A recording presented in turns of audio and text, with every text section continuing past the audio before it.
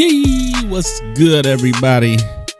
Welcome back. We go keep it rolling into another episode, Voice of Reason podcast, where the slogan is, if don't nobody want to speak on it, I will. Other than that, y'all, we ain't gonna do no pretty cute introductions. We just go jump straight into it.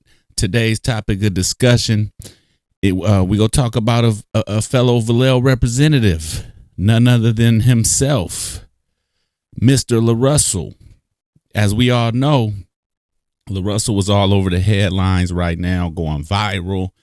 Just met with Jay-Z. He got the go to do the performance at the Super Bowl, and just announced that he has a new deal. He just signed with ROC Nation, a deal with Jay-Z's label, who also has Megan Thee Stallion and all the big names. So he's definitely going to be going to another level.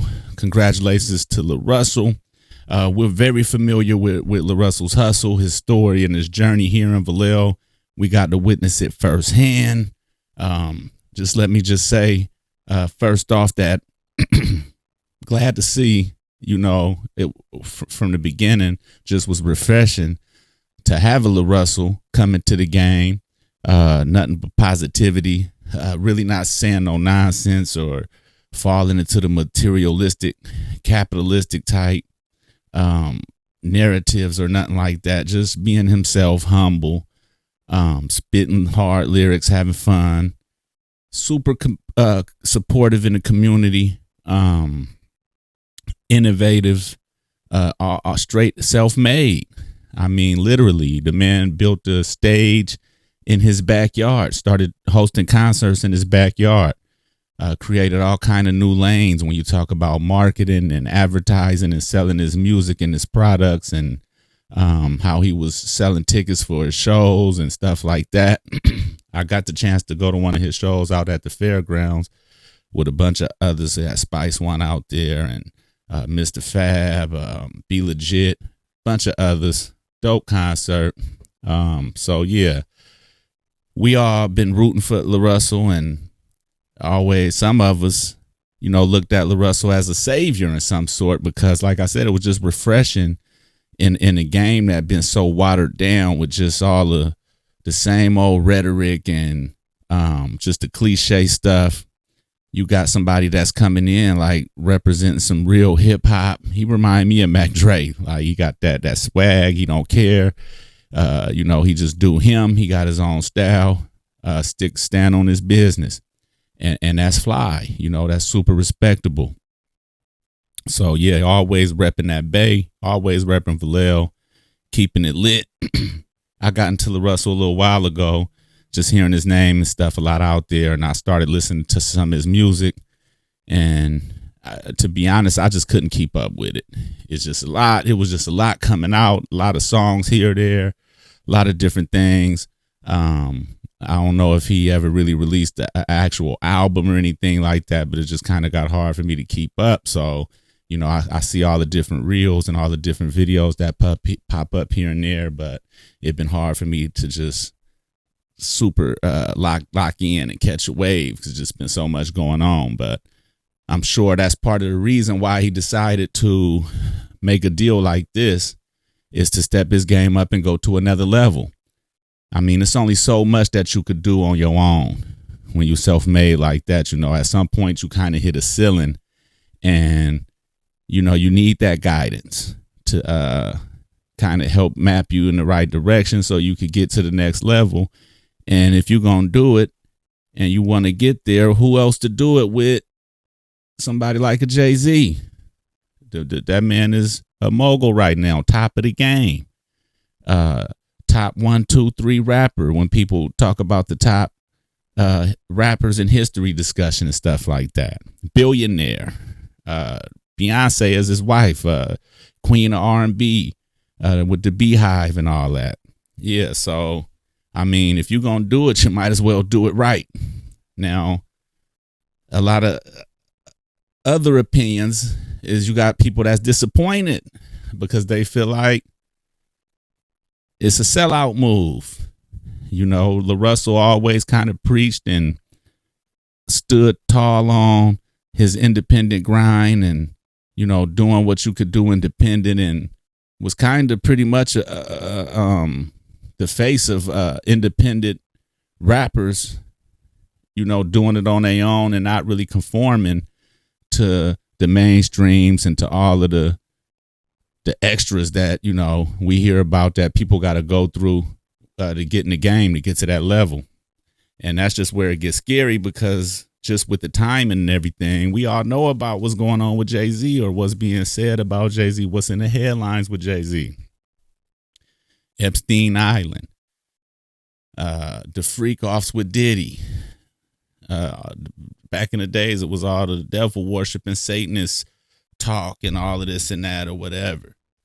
So we all know and can agree that we know it's some dirty, evil business going on in the industry, like for sure. Hollywood is like a demonic place. I think we can all agree on that. And it's just scary when you got somebody like a LaRussell, who we look at as, wholesome, innocent, pretty down to earth dude, go under the wings of somebody like that, who we see as, some of us see him as a superhero, some of us see him as just a demon. I mean, that's how some people see him. What's the little meme I've been seeing going around with the little predator face? You got 50 Cent trolling dude, like out of control right now. Who ain't 50 Cent trolling, but biggest troll of them all, like they say, the biggest troll in history. But yeah, it's just the timing of everything. You go under a Jay-Z, and I seen a interview that LaRussell did on the Breakfast Club, and he explained it very well. Always articulate, always good with his interviews, always saying some good stuff. And the way he broke it down, because everybody would assume that, he got a 360 deal. They go take all his money. Y'all know the stories and how it go. But from my understanding and what I watched, he said that for the most part, he's virtually still independent. He owned all his masters, and I don't know all the other details of it, but hey, if you could pull that off, especially in these day and age, then salute.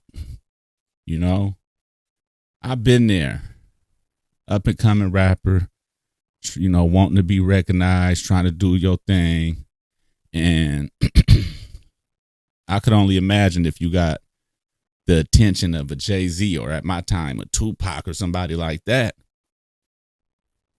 That's real. That's real tempting. That's a hard offer to just overlook. I mean, he even said that, like the next morning after signing the deal with Jay-Z, his song was on like over 50 radio stations, like instantly, and he couldn't even get a song on the radio for one reason or another. So that show you the power of certain people and the connections and just the industry, as far as what kind of exposure and, they just take you to a whole nother heights and introduce you to just a whole wider lens of people. So, yeah, he on the radio instantly. And